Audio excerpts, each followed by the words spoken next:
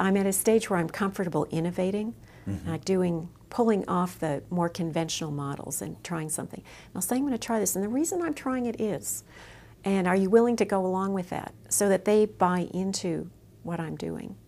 I've did the first timber dispute up in Humboldt County a couple years ago. Northern California. Northern California. And this had been a court referral. I don't usually get many court referrals. I'm usually earlier in the process.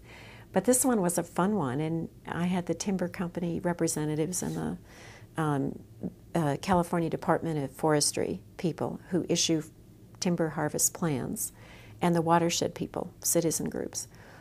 And I said, you know, you've been in court for 2 years on this one.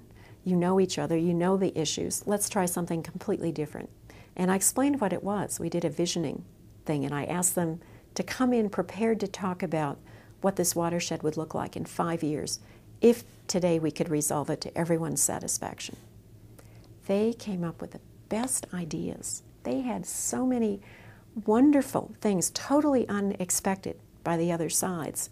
We resolved it in 3/4 of a day. They gave me 3 days. I was up there scheduled for a 3-day mediation. What is it that you think was the piece that was most important about that? The fact that they could get out of their squabble, you know, the fact that they could take it out of the legal setting.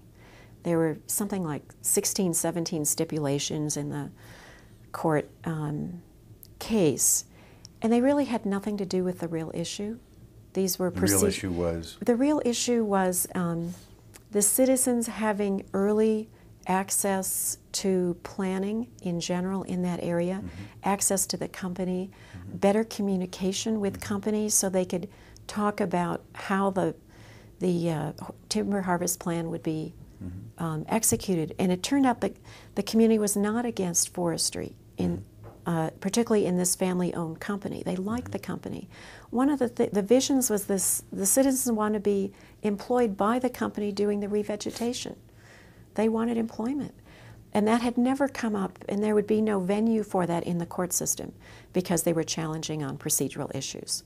And a lot of it had to do with the water stream and access issues that would not be appropriate in the court. So they were able to get to the underlying issue, create a positive vision of what they'd like to see, and there was so much overlap. They were able to come up with agreements that became models for other timber plants.